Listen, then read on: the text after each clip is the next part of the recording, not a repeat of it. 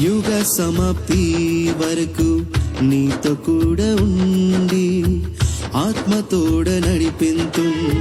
యుగ సమాప్తి వరకు నీతో కూడా ఉండి ఆత్మతోడ నడిపింతు.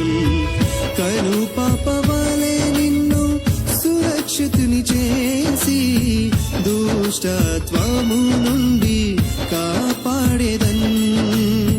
కను పాప వలె నిన్ను సురక్షితుని చేసి దుష్టత్వము నుండి కాపాడేదన్.